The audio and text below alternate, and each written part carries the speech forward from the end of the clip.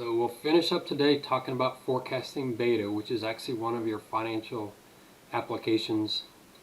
Then we'll go back to WACC, and I'll do the first application on finalizing WACC, and I think then it's going to all come together. You can say, oh, I see what it means. You get this number from here, this number from here.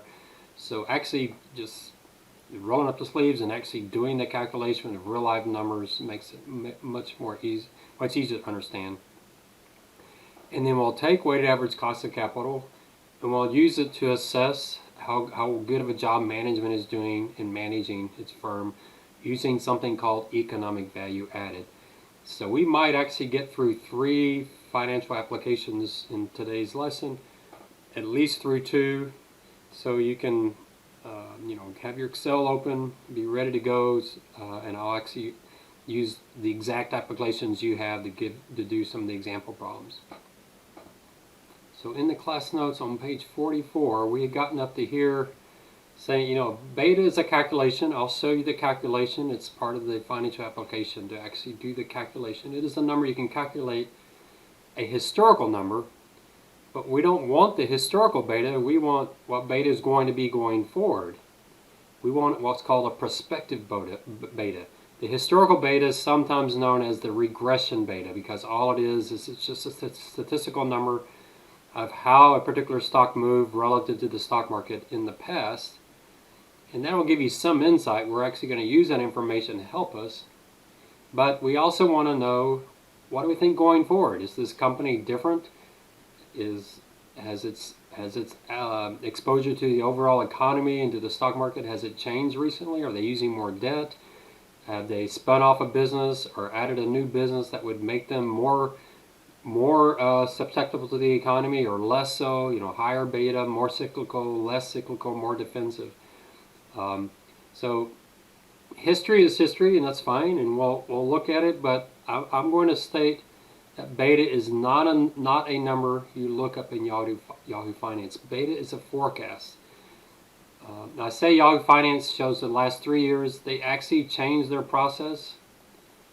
I don't know when, about a year and a half ago. I need to update the notes, but it's now 5 years. So they changed. They used to do 3 years using weekly data, and for some reason they switched to 5 years using monthly data. If you ever see me talking about weekly and 3 years, that's because that's the way they did it. They used to do it in Yahoo Finance. I want you to do 5 years a monthly. That way you can check your number against Yahoo Finance and make sure you got the right number. All right, so how do you forecast the beta? Well, here's how we're going to do it. This is my approach. I've been using this approach for quite some time.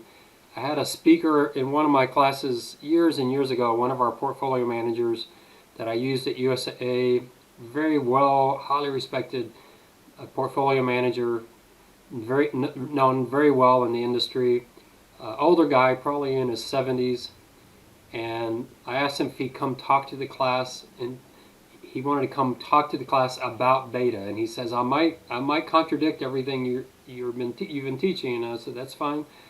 And so he came in, and what he showed was one of the biggest critiques of beta is how unstable it is over time. So you'll see how unstable beta is over time. It's much more unstable than the theory suggests. And so his conclusion from that was throw out beta. We shouldn't use beta. And if you're a finance major, I'd recommend you go into Google and you just type, is beta dead? You'll see articles about it. Here's one, is beta dead, from the Wharton Finance. That's a pretty impressive one. Is beta dead again? Now it looks like beta this is a brand new thing. The Walking Dead, for some reason, using the word beta. So you'll have to ignore those. I've never seen that before. I have no idea what that TV program is. So never seen that before. The Walking Dead. Is beta dead? The role of alternative estimation methods.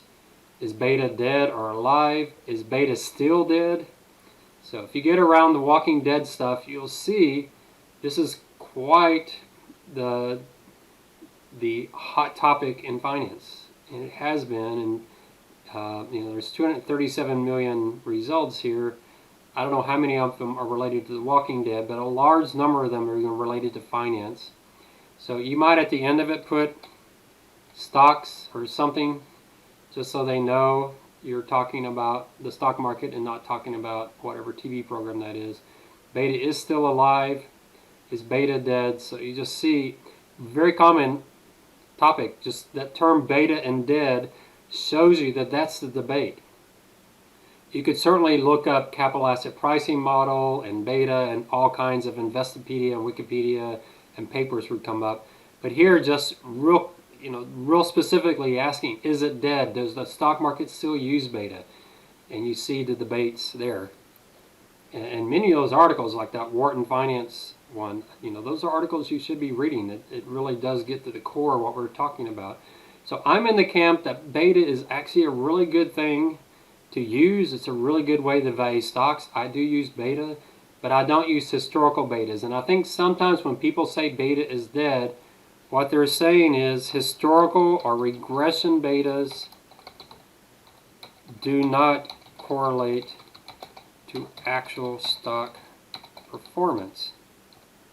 And what they're saying is, according to the capital asset pricing model, stocks with high betas are riskier, and thus they should have higher required returns, and thus their returns should be higher. If the market says, hey, I need a higher return from these riskier stocks, then they should actually realize higher returns over time. Lower betas should be lower risk. Lower beta stocks should be lower risk. And so the stock market should demand a lower return over time. And it's the exact opposite. Low beta stocks tend to have higher returns than high beta stocks. The exact opposite of the theory. But I think the problem with what they're talking about is they're talking about regression betas. They're not talking about the actual betas that people use in valuing stocks. That's just a historical number. And what they're saying that a historical regression number does not correlate to actual stock performance. But what they don't know is the actual beta people are using when they decide whether or not to buy a stock or not. Are they actually using regression betas? And I do think there are people that are. I do know if you go to UT Austin or a lot of other schools, the finance students there are just using Yahoo Finance. They're not going through any more depth. But is that the case? If that's the case, I actually think there could be an opportunity to take advantage of that and actually find a way to beat the market by taking advantage of their overuse of regression betas. But I don't think it's as dominant as those who are doing analysis of beta really believe and somewhat over-rely on. But I do like beta if it's a forecast. I don't like the use of beta if it's pure regression. So if it's a forecast, how do you forecast the beta? And so there's 4 steps, and you do have a finance application where you have to pick a stock, maybe pick the stock you did on Project 1, but that's not required. Pick a stock, any stock except for the one I'm going to use in the example, and then you'll go through this 4-step process. I'm going to do it today so you can see it, how I do it, and then you pick a company and just go for it. If you can't figure out a company to do, then just use the company you did for Project 1. That would probably be the best way to do it. But if you look at these 4 steps, now I've been using these 4 steps for a long time. I was somewhat worried when I first started doing this because I was doing this and I'd never seen it in a textbook anywhere. And then I was watching, I showed you Dr. Damodaran, an article from him last class. I was watching one of his graduate level classes, and he had a method for forecasting beta, which is exactly my method. Just pretty amazing. I think any of my students who watch his class are thinking I copied this from him. We just happened two very different people in different parts of the country just happened to come up with the exact same process. I know for sure he didn't copy me. I know I didn't copy him, but so that gave me some confidence. This very highly respected professor who does a lot of stock valuation. I highly recommend you go out and watch his YouTube videos. They're very good. But he uses the same approach. So I feel much more confident. So how do you do that? Well, there's 4 steps. The first step is very subjective, and that's just to define your company. Remember I said there are cyclical companies and there are defensive companies. So cyclical companies, those are companies that sell something that's very sensitive to the economy, like Ford or Tiffany's or Nordstrom's or United Air. they have durable goods or they have leisure products that are discretionary. People don't have to buy them, and so if the economy is doing badly, people will cut back on those products significantly. So these are firms with betas above 1. And then there's defensive companies that are somewhat immune to the economic cycles. So discount stores like Family Dollar, Dollar General, Walmart, grocery stores. A lot of healthcare is like that. Utilities are definitely like that. Consumer staples, those things that we tend to buy no matter what is going on, and that have betas less than 1. So that's the first thing you want to do, is you want to define, is your firm a cyclical company or a defensive company? Do your best. The way I think about this, if we went into a recession, a serious recession, would this firm perform better than the average company or worse than the average company? So obviously Walmart did really well in the last couple of recessions that we had. Family Dollar, those are the kind of places people go. That's pretty obvious. Obviously United Air did really badly here recently. Nordstrom's, these kind of firms have done badly. So it's usually pretty straightforward, but it's not always. There are some things, especially some tech companies. People are talking about Apple, and some people think Apple may be becoming a defensive company. That people are going to buy their iPhones and their iWatches and keep those up to date. No matter what the economy does, they may cut back on other things before they cut back on Apple. It's possible that there's some technologies that are becoming more staples. You think about an Alphabet or a Google. Google makes most of its money off of advertising. We traditionally have thought that advertising was a cyclical product. When the economy goes in recession, people cut back on advertising. But what we're seeing now is when companies cut back on advertising, they tend not to cut back as much on Google and Facebook as they do on print and TV. So maybe they're not as high as betas we thought. But it's hard to say. If you're not sure, then maybe pick a company to do this exercise where you're really sure. A firm like Packer produces diesel truck engines. Well, that's a very expensive industrial good that's obviously going to be very sensitive to the economy.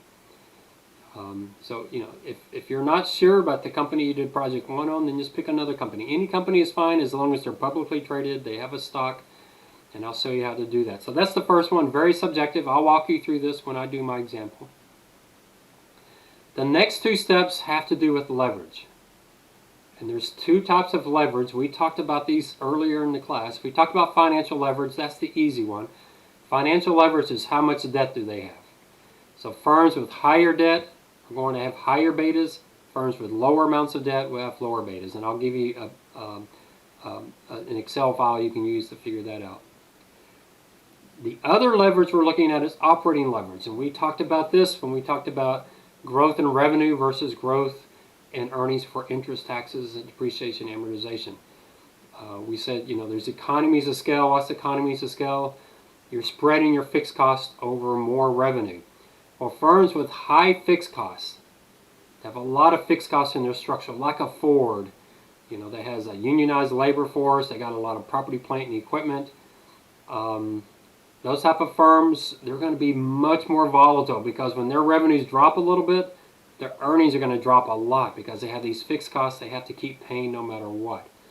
So firms with high fixed costs, high operating leverage, are going to have higher betas than firms with low operating leverage. So what gives you a high operating leverage? If they have a salaried workforce. So McDonald's with hourly workers, maybe they're going to have a much lower beta. Unionized workforce, because they have these employee benefit plans they have to pay no matter what. Firms with high property, plant, and equipment. Firms whose demand elasticity is, they have very elastic demand. That means small changes in their prices will cause their demand, their volumes that they sell to drop a bunch. And you'll notice that with really volatile gross margins. And they'll have high betas. Research and development. Firms with high research and development, that will tend to push their beta up. Research and development are exploration. Firms that have to spend a lot of money on exploration, research and development, those are heavy fixed costs. Firms like a Nike that have huge marketing budgets that they have to keep going every single year, that can be a fixed cost. So the higher the fixed costs, the more volatile their margins are. And that's what we're going to actually use as our trick to figure out. We'll look at how volatile their margins are. Some of you commented on that in your project 1 of how stable or how volatile the gross margins were or their net margins. I'm going to argue that very stable gross margins, very stable net margins means that the firms have inelastic demand for their product and low fixed costs, and that should reduce their betas. Firms with very volatile gross margins, very volatile net margins, tend to have products that are more elastic. Their customers are much more sensitive to price changes, and they have higher fixed costs. All right, I'll show you how I do that. I have a spreadsheet that would help you with that. And then the last thing is history. So here I say 3 years, but we're not using 3 years anymore. I'm going to use 5 years. I need to fix that in all of my notes. I just keep forgetting that I should do a search on the words 3 here. All right, so ultimately beta is a forecast. I do have videos that show you how to do the rolling beta. Just be careful. I'm going to do it right now, so you're probably better off using the video I'm making right now. Because some of my historical beta videos, they use weekly data just like Yahoo used to do. All right, so let's flip to this analysis. I'm going to walk through something. I'm going to show you the financial application question first. Then I'm going to pick a company and do that company. And then I'll walk back to the question and explain to you how you're supposed to do it just exactly like I did it. So here's the application I'm going to work on. We'll go back to number 5. Number 5 is the WACC calculation. But before we do that, I'm going to do homework number 6 first. I don't like calling it homework. It's financial applications. It's Excel skill building. So number 6, you need to pick a stock. So this is a very practical application. A company of your choice. So I want you to get a better understanding of what exactly we mean by beta. Remember, beta is one of those things we talk a lot about in finance, and yet a lot of undergraduate business students just really have a weak understanding of it. So publicly traded companies, try to find one that's been around for a while. And what you're going to do is walk through this process. And I'm going to do this myself. I'll show you the entire approach. So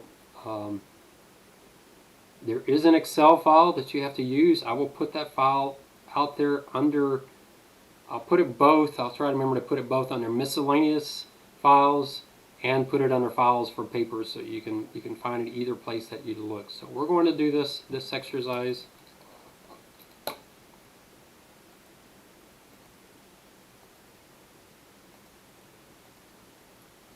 So I'm going to do this in Excel, just like you can do it, so you can do yours exactly like this. So let me do Campbell Soup.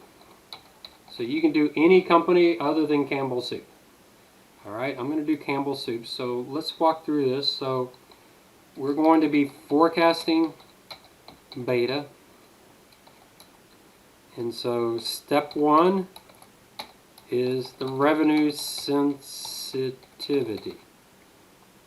Now you have to do this on the exam as well, so remember these 4 steps. Revenue sensitivity. I'm going to say Campbell Soup. I'm going to use their ticker. Their ticker is CPB. So I'm going to say CPB is definitely a defensive company. Beta well below 1. They sell a consumer staple soup, and it is a low-priced item. It's the kind of thing, you know, when people are worried about their jobs, worried about income, you know, soup is a pretty inexpensive way to feed your family, feed yourself. So it's one of those products that people might actually buy more of. I know I've bought a lot of Campbell Soup under COVID-19, so I would have something, some canned good I could get to just in case I couldn't get back to the grocery store. So I just loaded myself up on Campbell Soup. So it's a good staple. It's easy to prepare. It's something that if your electricity goes out, you could still probably eat it just cold out of the can. Some of them, it depends on the type. So it's a good kind of easy go-to product. Now you might debate some of these off brands like HEB and Walmart to have their own store brands. Maybe that's competing with Campbell's Soup, but I still think Campbell's Soup is a staple and is going to do well. So well below 1.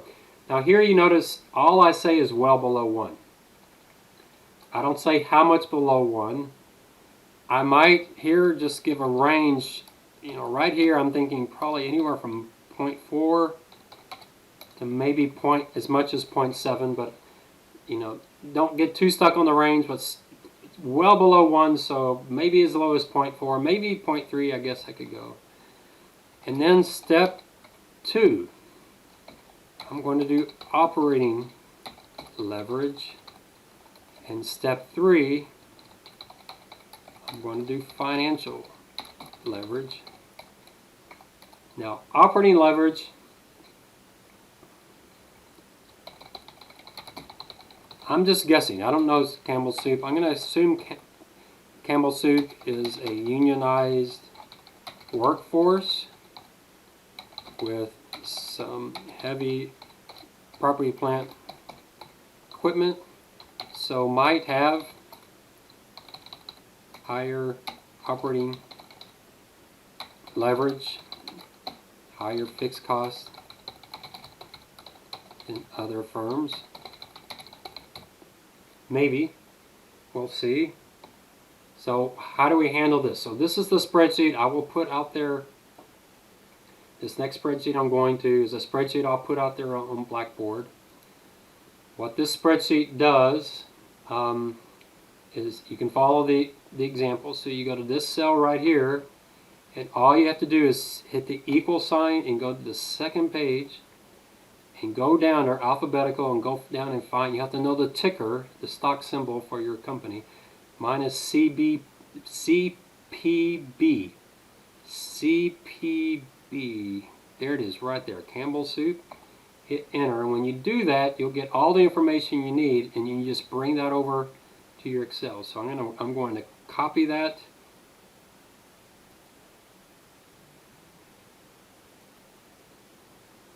I'm going to paste it right here. Let me just paste it. Values and formats.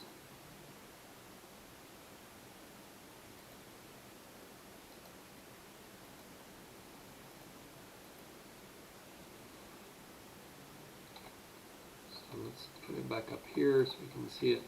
So let's look at this. This is Campbell's Soup. So let's be real careful what we're looking at. You really want to focus on the net margin. I like to look at the gross margin, but let's start with the net margin. So these are not the net margins. Remember when you did paper 1, you looked at the net margins, but look at what this is. This is the standard deviation of the net margin. How volatile are their margins?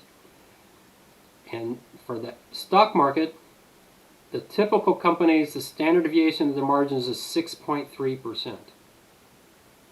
And it ranges anywhere from 1.6% to 119%, which is pretty amazing. On gross margins are not as volatile for the typical stock as the net margin, which makes sense, but Campbell's Soup is actually slightly more volatile on the gross margin, so it sounds like there may be some sensitivity to price for Campbell's Soup, but they're very, very stable. So you notice they're about 1/3 as volatile as the typical stock out there. So it looks like, so I'm going to say, however, the volatility of their net margin is much lower than the average stock. So I'm going to say their standard deviation is 2.84% versus 6.3%.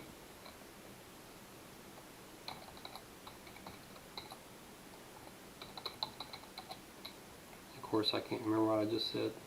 2.463. Implying well below average operating leverage. Alright, so hopefully you see the concept that this is my theory, The firms with high fixed costs will have very volatile net margins. Firms with low fixed costs will have more stable. So Campbell Soup has very stable net margins, and so this is going to keep me in the lower end of the range, maybe 0.4 to 0.6. What about financial leverage? We can go back to that same spreadsheet and look at the debt to equity. I'll bring that over.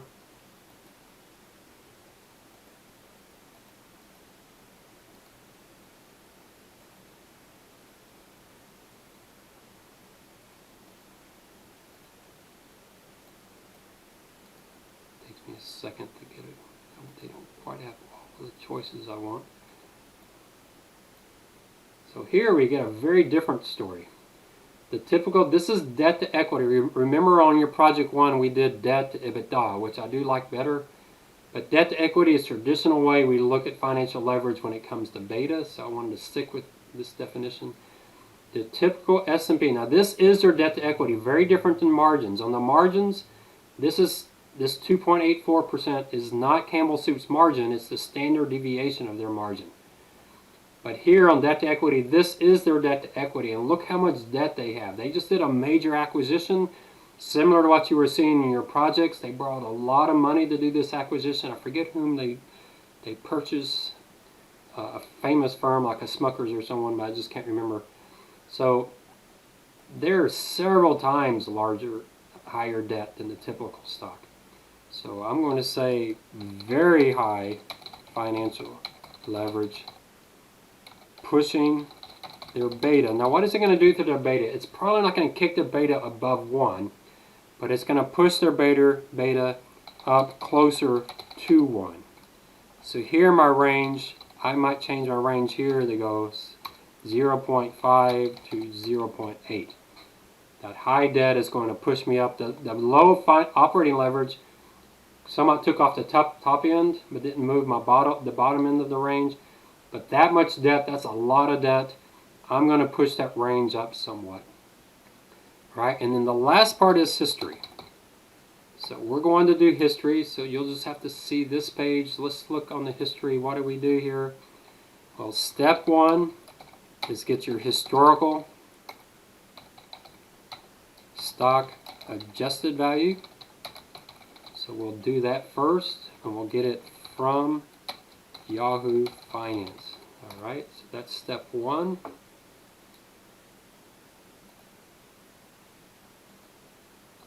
So you go to Yahoo Finance and you type in your tickers. For my case it's CPB, but you'll type whatever your company is, and when you hit enter you'll see all these choices come up. We want to have historical data. So click on historical data. It looks like Campbell Soup's been doing really well here recently. And remember on the historical data, well first of all you want to click on this first one and just bring back the max data you can get. Just click the max, and then remember we're using monthly. So click apply. So you max on the dates, historical prices is correct, and you want monthly data, hit apply, and then you'll download this. And when you open it, we're going to, here's all the data we have. It starts in 1985. So what we're going to do is we're going to delete everything but the adjusted close. What the adjusted close does is it adjusts for the dividends that they've paid, so that doesn't distort their numbers. So all we need is the adjusted close and the dates. So we're going to copy these. Now, one thing we're going to notice, I'm going to do Control-Shift down, but I'm not going to include March because it's still March. Now, if you do this in April, you can include March but don't include April because April's not done yet. So I'm just going to go through February. Control-C. I'm going to go back over to my other spreadsheet.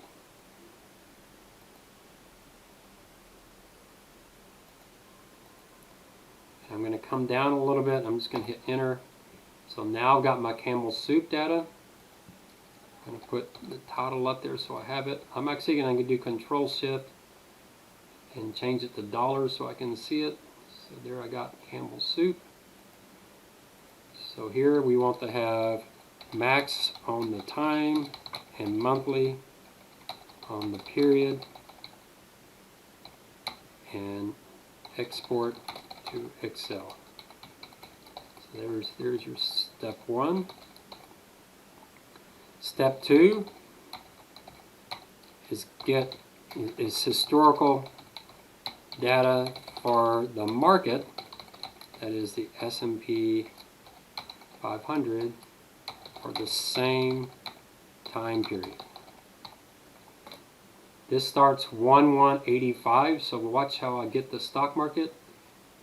You can go back here where it says S&P 500 and click on that.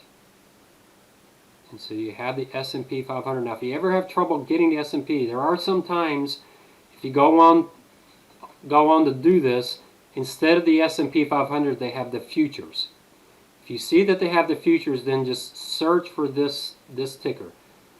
Shift 6 GSPC, and then you'll get the right data. So if it says futures up here, then you'll just have to type that in and look for it.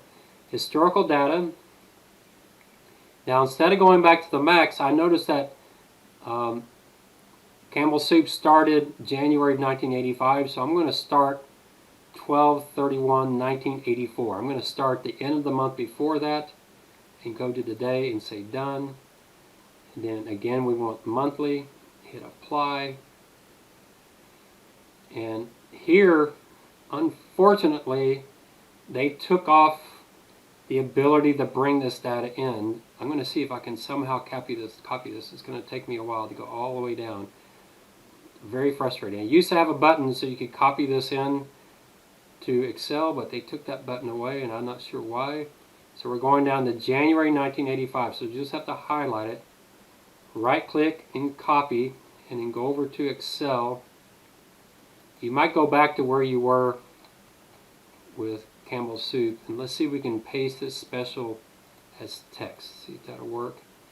And so that did appear to work. So we want that second to last column, so get rid of every column except for the second to last one. That's the adjusted price. The other problem we have is it went from latest to earliest, so you'll have to highlight everything and you'll have to do data, sort, and sort it by date.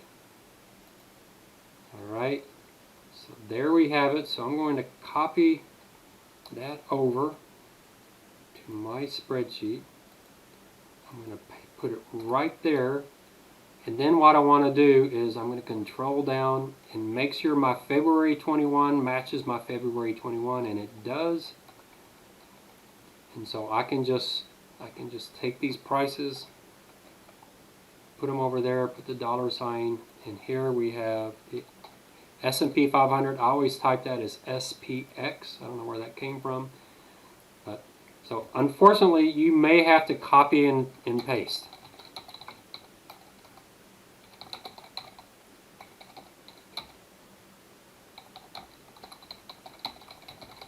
And paste as text, and then sort by date. Sorry, I don't know why Yahoo Finance did that, but now we have our data. So step 3, what you're going to do is calculate the holding period return. The holding period return is the ending value divided by the beginning value, all of that minus 1. So here's the holding period return. We're going to do it for Campbell and the S&Ps. So our holding period return. So Campbell's, you can't do it for January because you need the beginning value. There's no beginning value for January. So you have to start in February. So you do equal the ending value, the $1.61, divided by the beginning value, the $1.49.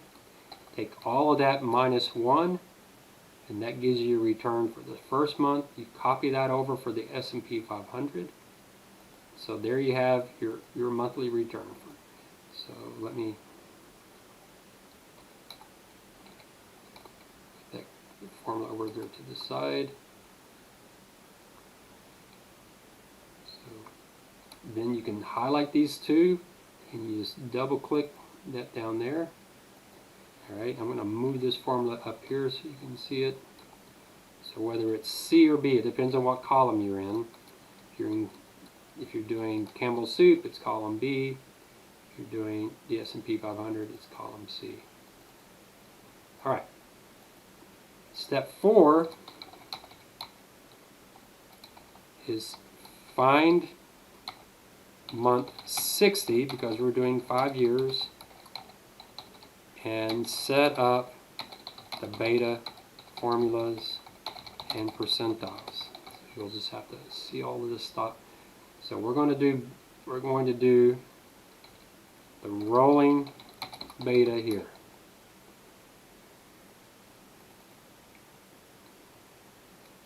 And so we want to go down 60 months. So go find 60 months. You can see down here it gives you a count. So you use the count to go down 60 months. There it is, 60 months, right there. So this is where we're going to do our calculation, and then we're going to do the formula. And the formula for beta is equal slope. And you do your company first. That's really important. You highlight that and do control up, comma, and then you do the same thing with the S&P 500. And that gives you their beta for the first 5-year period.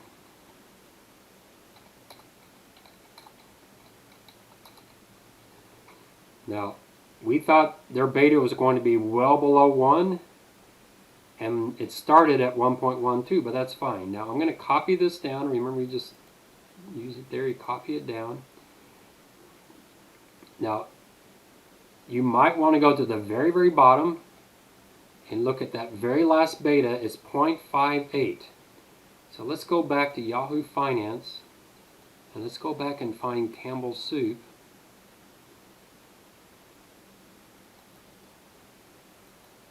And when we find Campbell Soup and we get to their summary, here's Campbell Soup here, we click on summary, they will give you that 5-year beta. You can see it's 0.57. What did we get? We got 0.58.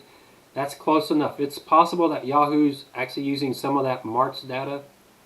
It's possible they're not using adjusted close. They could be using actual close, but it should be really close. And here you can see it is very, very close.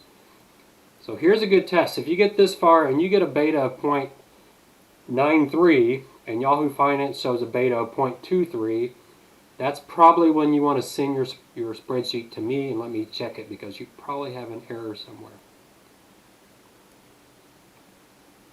Alright, so we got this beta, so I went to the very bottom. Y'all know I'm doing that, right? Control down, control up. If you want to highlight it, you do control shift and down. If you just want to go up and down, you do control up and down.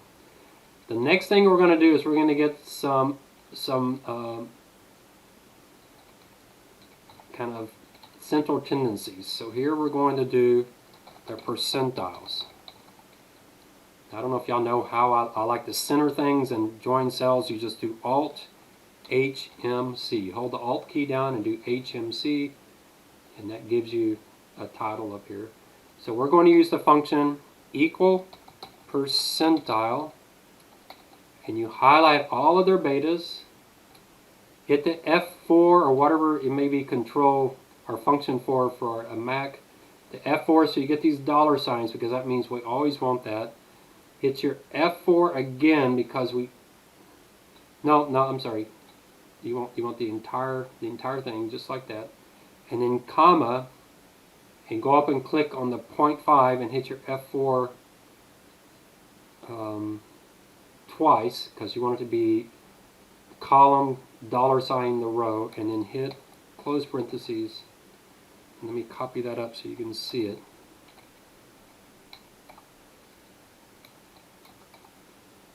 Alright, so there's the 50th percentile. You can see the 50th percentile is 0.44. And I do not do betas as percents. This is not 44%. This is 0.44. So if I copy that down, one way you'll know you did the dollar signs correctly, you should have the exact same number all the way down.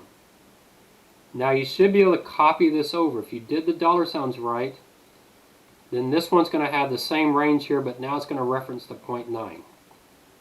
And there's the 0.1, and so you can actually highlight those and copy them down. What does this mean? Well, the median for Campbell's soup was 0.44. That's very much similar to what I was coming up with. I had a range of 0.5 to 0.8, but that's mainly because that debt pushed it up. My low end of my range was 0.4, but given how high their debt is, now I pushed it up a little bit. 10% of the time, their beta was above 1.09, but I bet that's mainly in the earlier years. And then 10% of the time, their beta was below 0.29. Now I'm going to highlight this whole thing, Control, Shift down and right, and I'm going to input a graph. And then I'm going to add the date, so I'm going to do Select Data. I'm going to go over here to the dates. Go up to the top of my range and highlight these dates. So now I've got my dates. Whoops, something went wrong. Let me try this again. Select Data, Edit.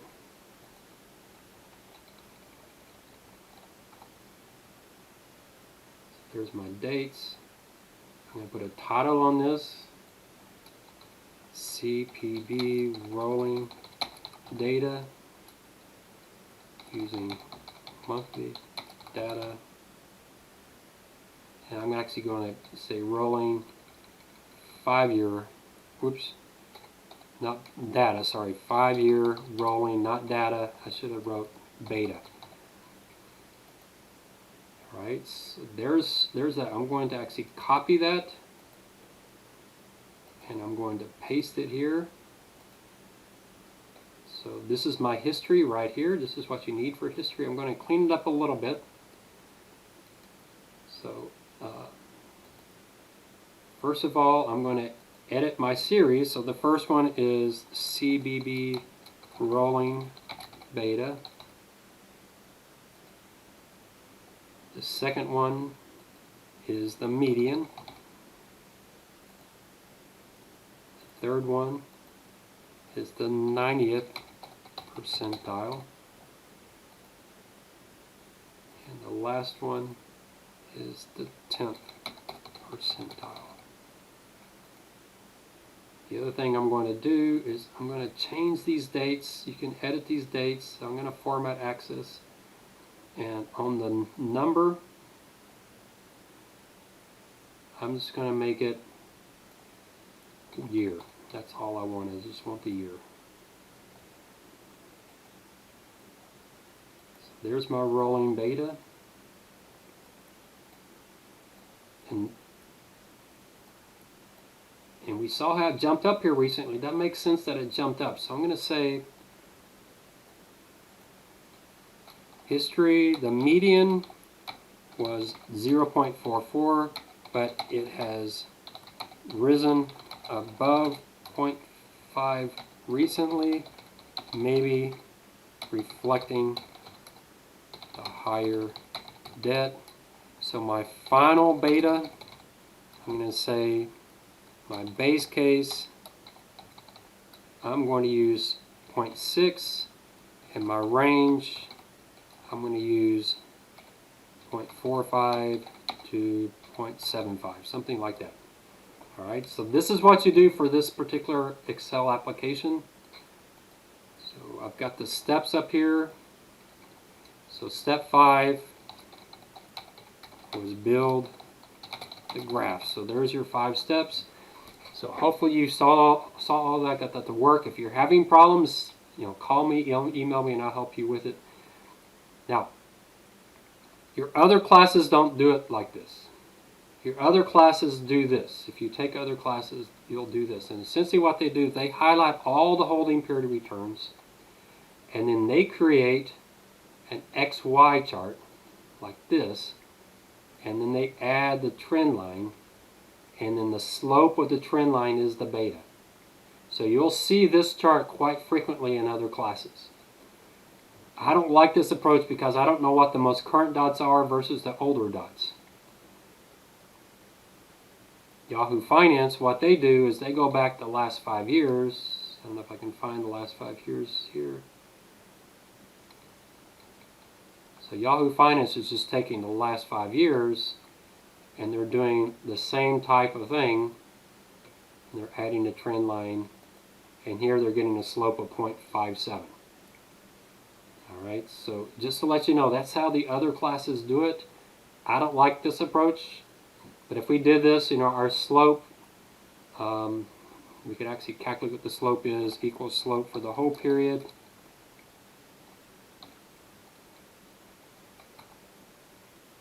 .62, so the slope of this is 0.62.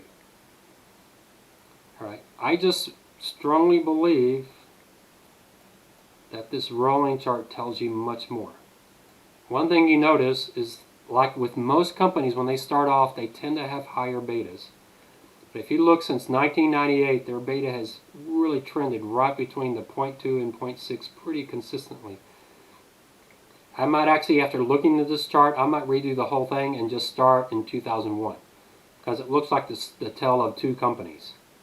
So I might start here and redo it all. That will obviously greatly bring down my max, and give me a much better looking chart. You're welcome to do that. If you don't want to use the entire period of time, you could certainly do that. All right, so that gets you everything you need for that particular problem set.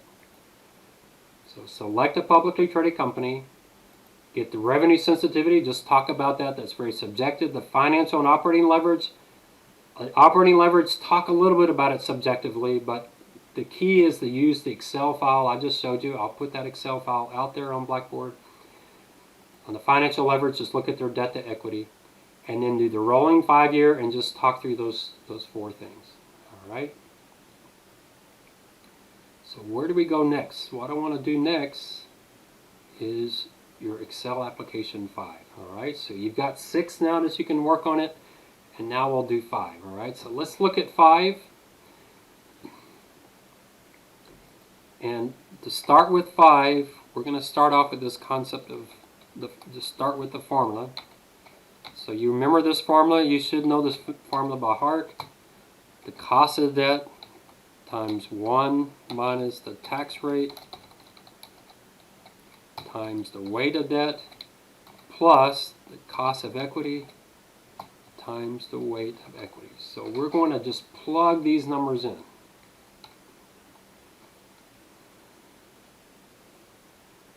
I'm going to put this in the exact same spreadsheet. So that's the formula we're after. Now let's look at what we've been provided.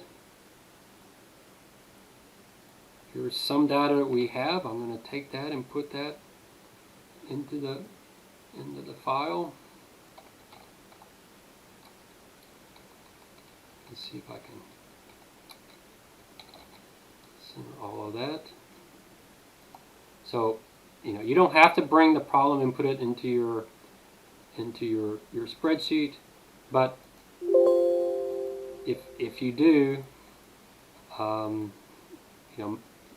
put it in a very similar place, the exact same place. If you don't, follow me exactly the rows I have. So use exactly the same rows I have so that your references are the same. So I'm going to start this.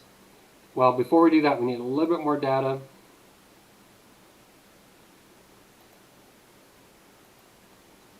And so here, I'm just going to use snip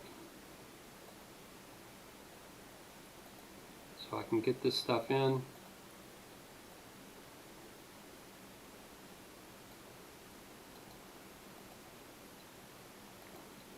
If you do want to get it all in there, that can be good. Let me shrink this down a little bit just so we can see a little bit better. And then the last one is the beta here. Notice I do the rolling beta for you here. So you've got it. You don't have to calculate it for your firm, so it's already there. I'm going to paste that in there. So now we got all the data we need. Why don't we move these things off to the side? I can crop this a little bit so I can just see it a little bit better. Move this off to the side. All right, so we need this formula here. So let's start off with the KD. Remember, the KD equals the risk-free rate plus the spread. Okay, so let's read this problem. Calculate the weighted average cost of capital for Kroger. They're a full-service grocery store, a very large one. Kroger's bonds have an average maturity of 7 years. That's important. All right, average maturity of 7 years. So what is the risk-free rate? If the average maturity of their bonds is 7 years, remember we want the 7-year treasury. The 7-year treasury is at the time I did this problem was 3.6%. So I'm going to type that in. 3.6%, the 7-year treasury yield. What if I said their average maturity was 5 years? Then you would use 3.25. What if I said their average maturity was 10 years? Then you use 4.1. All right, and then the spread. Well, let's look at this. They have an average maturity of 7 years, and they're rated AA. All right, so we come down here. These are all in basis points. So we come to AA. We go over the 7 years. See, AA, 7 years at 80. The spread is 80. So we're going to convert that 80 basis points into a percent. So remember, you take the basis points divided by 10,000.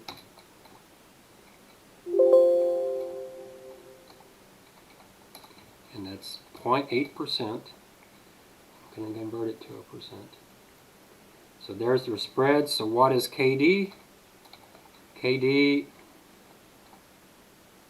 is just the risk-free rate plus the spread, or 4.4%. All right, we got 1 out of 5 numbers. We've already got 1 out of 5 numbers. What's the tax rate? Well, so right, we got KD. Now what's the tax rate? Their marginal tax rate's 35%. We just plug that in. We now have 2 out of 5 numbers. All right. What's the weight of debt? Well, let's look at this. Remember, the weight of debt equals the amount of debt divided by the amount of debt plus the amount of equity. So my debt and my equity, let's go get those two numbers. How much debt do I have? Kroger has $8 billion in debt and $5 billion in net worth. Remember, net worth and equity mean the exact same things. So they've got $8 billion in debt, $5 billion in equity. So my weight of debt is going to be 8 divided by, open parentheses, 8 plus 5. So there's my weight, and this is a percent, my weight of debt. What's my weight of equity? Remember, weight of equity is 1 minus the weight of debt, because these two have to add up to 100%. So just make sure your weight of equity adds up to 100% when you add it to the weight of debt.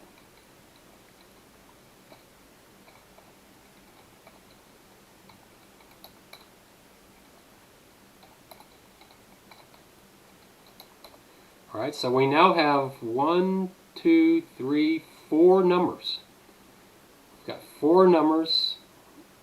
We only need 1 last number, so all we need is KE. Remember, KE is the risk-free rate plus beta times the market risk premium. So what is the risk-free rate? Remember, the risk-free rate for stocks, I said just use the 10-year treasury yield. Pretty easy.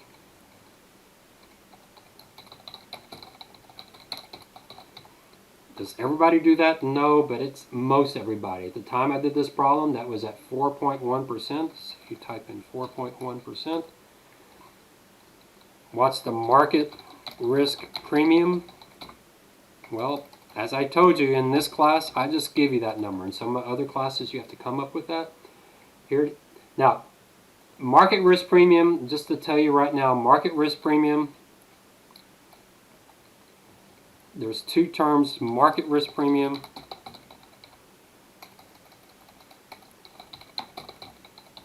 and equity risk premium are the same. They're the exact same thing. I switch between those two things because we use them interchangeably. They're the exact same thing. So in this problem, I actually give you the equity risk premium, but that is the market risk premium. That's 4%. And then what do we need? We need the beta. So beta, well, what beta are we going to use? Well, here, you've got to come up with your own beta. Well, we're going to talk about revenue sensitivity. I'm going to do this just like you should do it on the exam. Revenue sensitivity, I can say definitely a consumer staple with very low beta, well below 1. It's a grocery store, all right? So I don't need a lot of discussion there. 2, on operating leverage. Well, here I actually just tell you. So you just have to read the description. Here it says their debt, the equity, well, their cost structure is slanted much more to variable costs and less the fixed costs. So operating leverage, we're going to say low, as their fixed costs are lower than average company. I just tell you that. So beta still well below 1. That doesn't change my opinion. And then third is their financial leverage. What do I say there? Their debt to equity is slightly higher than the average stock. So their financial leverage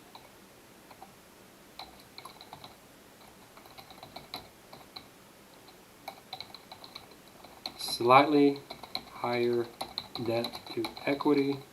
So push beta up slightly closer to 1. All right, and then history, where we have the history right here. What does the history suggest? Well, the median's 0.75. Their recent has been pretty low.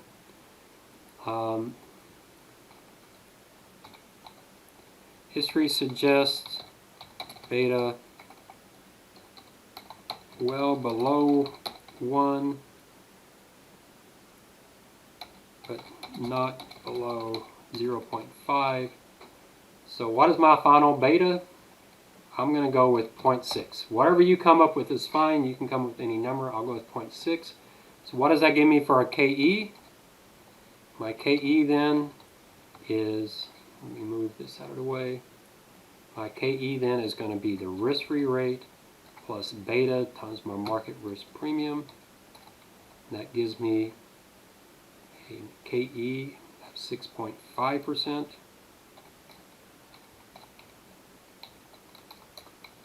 And then at the very end, I'll come up with my WACC.